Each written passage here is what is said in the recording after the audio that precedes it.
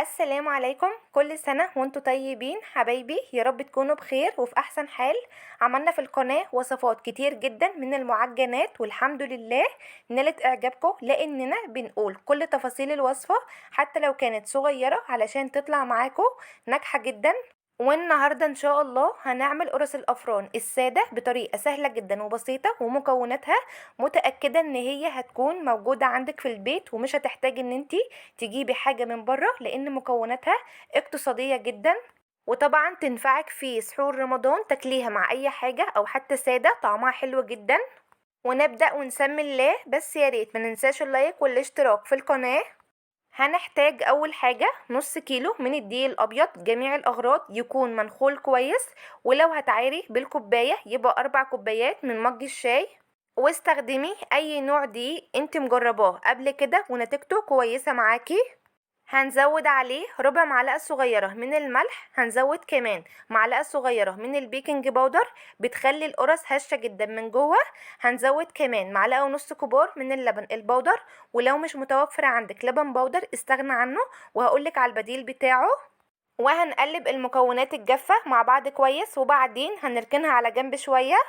وبعدين نبدأ نجهز المكونات السائلة. هنحتاج كوباية من المية الدافية، وزن الكوباية دي 200 جرام، ولو احتاجنا أثناء العجن مية هنزود لها. هنزود كمان معلقة كبيرة من الخميرة أو باكت من الخميرة. هنزود كمان ربع كوباية من السكر، ولو هتوزني السكر هيكون 50 جرام، ومحدش يستكتر كمية السكر، لان القرص لما بنجيبها من الافران الطعم بتاعها بيكون مسكر شوية، فال50 جرام مناسبين جدا للنص كيلو دقيق. هنقلب بقى الخميرة والسكر والمية مع بعض كويس، وعلشان تتأكدي ان الخميرة بتاعتك شغالة كويس، لما تلاقيها عملت كده فرقعات على سطح المية، كده بتعرفي ان الخميرة بتاعتك شغالة كويس جدا. وطبعا دي اهم خطوة في نجاح العجينة، ان الخميرة تكون شغالة كويس. هزود كمان ربع كوباية من الزيت، ما يعادل 50 جرام. الزيت بيخلي القرص طعمها حلو قوي وخفيفة، وكمان بيخلي القرص اللون بتاعها فاتح من جوه. واخر حاجة هزودها نقطتين من الفانيليا السايلة او البودر، بتخلي القرص ريحتها حلوة قوي. وبعدين نبدأ نقلب المكونات السايلة كويس جدا، ونزود عليهم المكونات الجافة.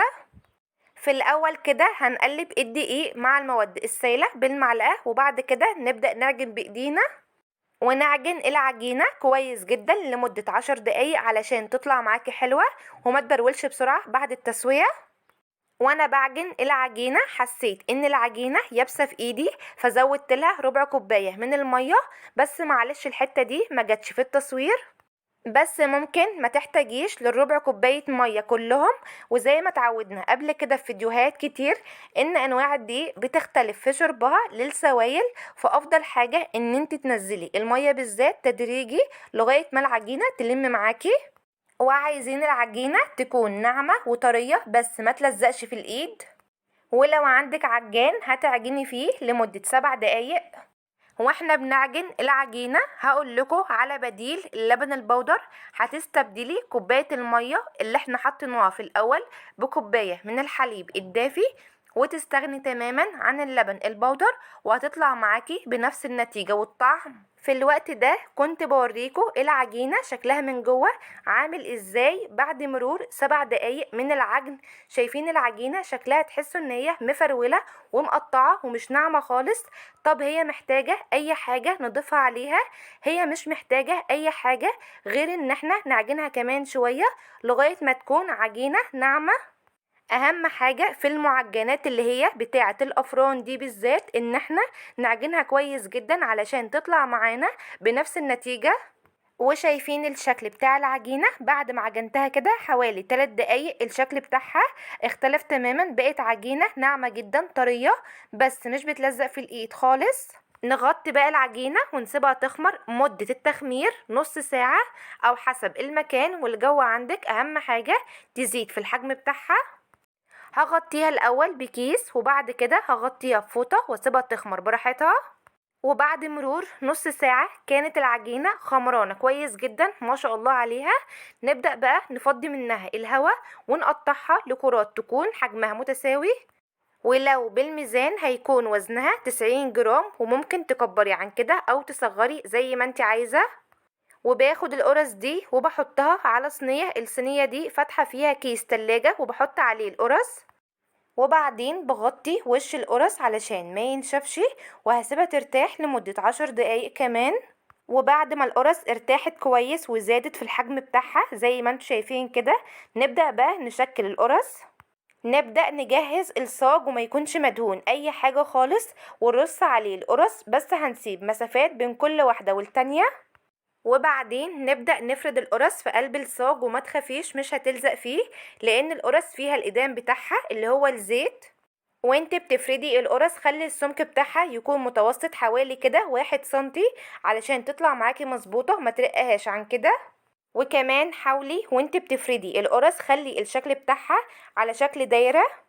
وكمان وانت بتفردي القرص خلي الوش بتاعها من فوق يكون ناعم ومتساوي. وبعد ما فردت كل كمية القرص زي ما انتوا شايفين كده، هنغطيها ونسيبها تخمر كمان لمدة ربع ساعة لغاية ما تزيد في الحجم بتاعها. وكمان مهم جدا ان انت تسيبي القرص ترتاح كويس وتخمر كويس جدا، علشان تطلع معاكي بعد التسوية هشة جدا من جوه، وما تاخدش اي وقت خالص في التسوية بتاعتها. وبعد ما القرص خمرت وزادت في الحجم بتاعها، نبدأ بقى ندهن الوش. هندهن الوش بربع كوباية من اللبن ومعلقة كبيرة من السكر، هنقلبهم كويس مع بعض.